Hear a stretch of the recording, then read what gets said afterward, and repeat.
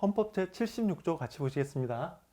헌법 제76조는 이렇게 조문이 길고 많죠. 양도 많고. 그래서 헌법 76조는 조문 그 자체로 시험에 잘 나와요. 그래서 지문을 꼭 꼼꼼하게 보시고, 그 다음에 제가 지문 옆에 날개에 요 헌법 조문과 관련된 최근 기출문제를 적시해 놨으니까 그걸 꼭 풀어보세요. 먼저 헌법 제76조 조문이 중요해요. 대통령은 내후, 외환, 천재지변 또는 중대한 재정 경제상의 위기에 있어서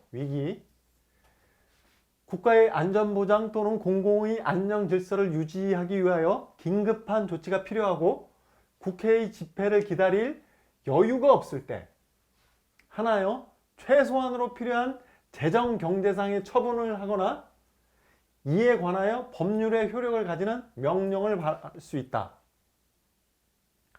그 다음에 2항, 대통령은 국가의 안위에 관계되는 중대한 교전 상태에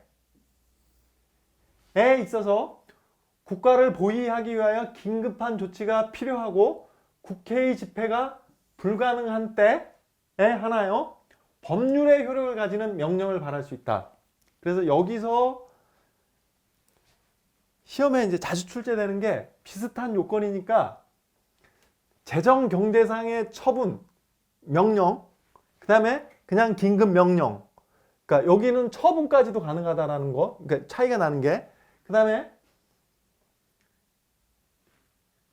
재정 경제상의 위기의 경우에 있어서는 여유가 없을 때, 그 다음에 교전 상태에 있어서는 집회가 불가능한 때.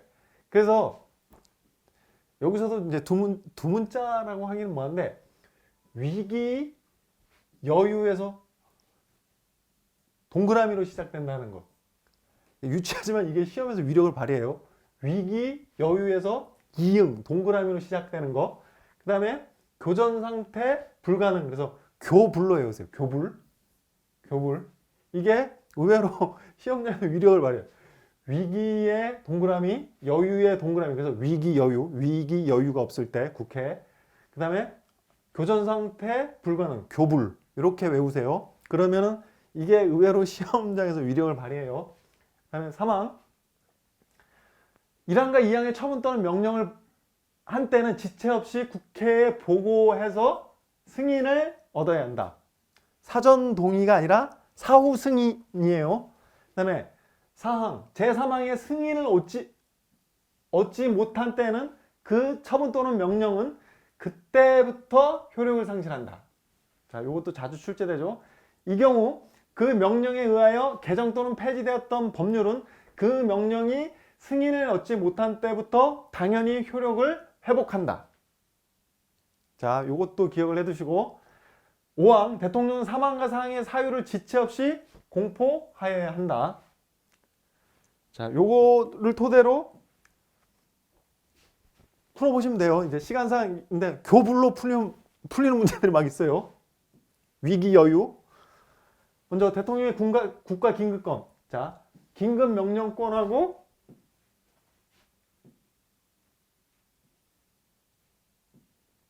긴급 재정 경제 처분 및 명령권으로 나뉘는 거예요. 그래서 긴급 명령권은 통상적인 입법 절차로서는 대처할 수 없는 국가 안위에 관계되는 비상사태가 발생한 경우에 있어서 국회 집회가 불가능한 때 국가 원수 또는 집행부 수반이 비상사태를 극복하기 위하여 법률의 효력을 가지는 명령을 발하고 사후에 의회의 승인을 얻는 긴급 입법 제도를 말하죠. 그래서 실질적 요건은 중대한 교전 상태가 발생해야 되는데, 중대한 교전 상태란 외국과의 전쟁이나 이에 준하는 사태 또는 내란. 교전 상태가 그 전쟁이나 적에 준하는 상태는 돼야 되는 거야. 굉장히 그 급박한 상황인 거죠. 그래서 국가를 보위하기 위하여 긴급한 조치가 필요한 경우.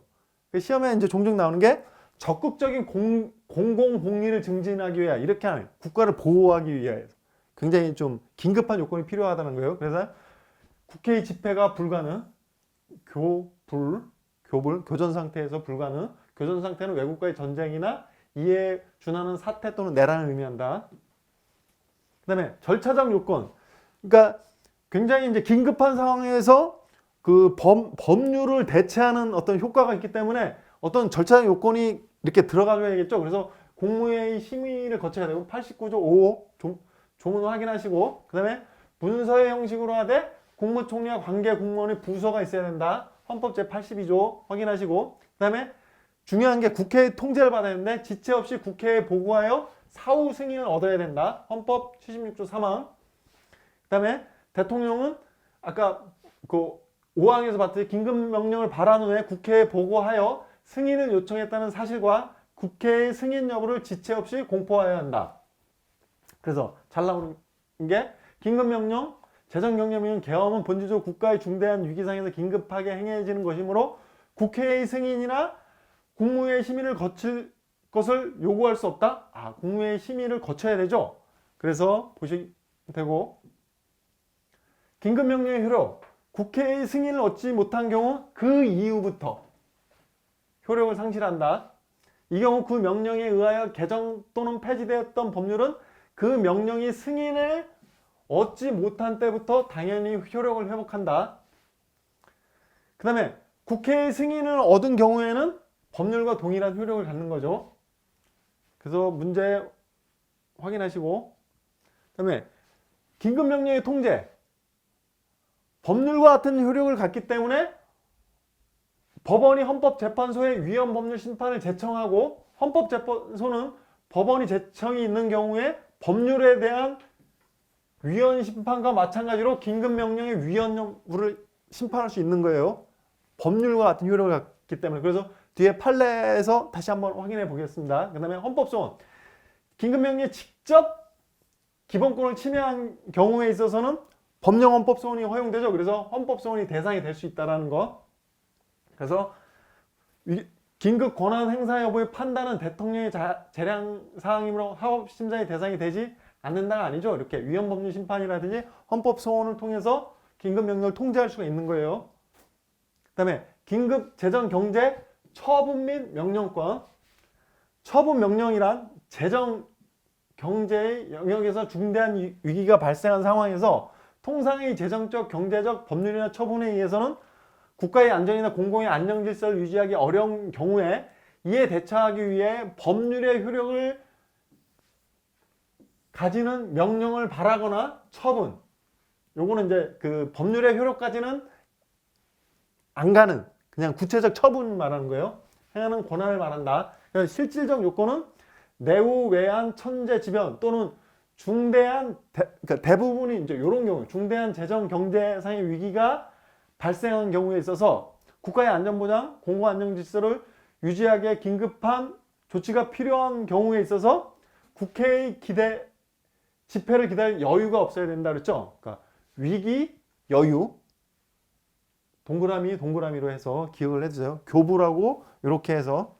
그다음에 절차적 요건은 아까 긴급명령의 요건과 동일하고. 그 다음에 명령의 효력은 재정경제명령은 법률의 효력, 그 다음에 긴급 재정경제처분은 구체적 효과를 가져오는 개별적 처분의 효력. 그래서 통제는 일단 처분은 행정처분으로서의 성격을 가지기 때문에 법원이 위헌 위법 여부를 심사할 수 있고 긴급 재정경제명령은 아까 법률의 효력을 갖기 때문에 위헌 법률 심판이라든지 그 직접 기본권을 침해한 경우에는 헌법소원으로 이제 그거를 그래서 긴급명령의 통제가 동일하다는 거. 422페이지 나온 판례. 그러니까 긴급재정경제명령은 정상적인 재정운영, 경제운영이 불가능한 중대한 재정경제상의 위기가 현실적으로 발생해야 이거를 발동할 수 있는 거예요. 그래서 사전적, 예방적으로는 발할 수는 없다. 그래서 이제 그게 사전 예방적으로 긴급재정경제명령을 발할 수 있다. 이렇게 해서 틀리게 계속 출제되죠. 사전 예방적으로 발할 수 없다. 그 다음에 사후적으로 수습함으로써 기존 질서를 유지 또는 회복하기 위한 것이기 때문에 아까 본 것처럼 공공복리 증진과 같은 적극적 목적을 위해서 발할 수는 없는 거예요. 그래서 사전 예방적 X, 공공복리 증진을 같은 적극적 목적 X. 그 다음에 잘 나오는 지문이고요. 헌법 76조 소정의 요건과 한계에 부합하는 것이라면 그 자체로 목적의 정당성, 수단의 적합성, 피해의 최소성, 법익의 균형성이라는 기본권 제한의 한계로서의 그 자체로 과잉금지 원칙을 준수하는 것이 되는 것이다. 76조 요건과 요건을 갖췄는가만 보면은 과잉금지 원칙은 따로 판단할 필요 없다는 거예요. 그래서 이게 시험에 또 그대로 나요.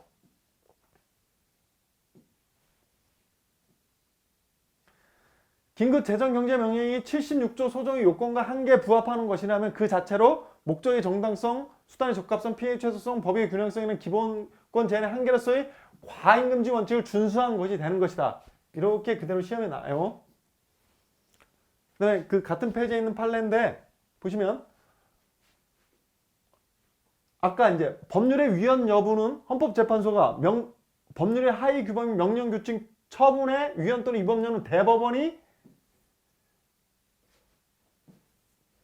심사권을 갖는 것을 이제 권한을 이렇게 분배하고 있죠. 그래서 위헌 법률 심판, 그 다음에 제68조 2항에 의한 헌법 소원 심판의 대상이 되는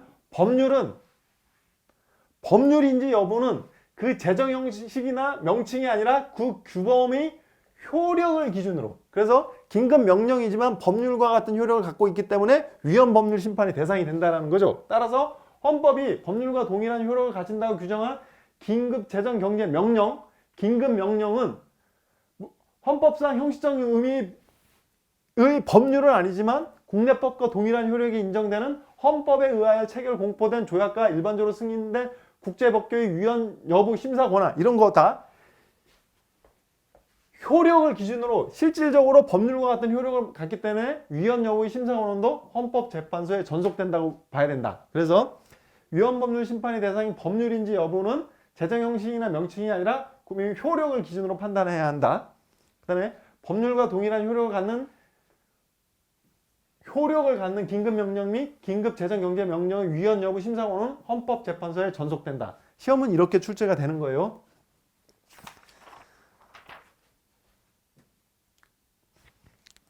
자, 이상 헌법 제76조를 같이 살펴봤습니다.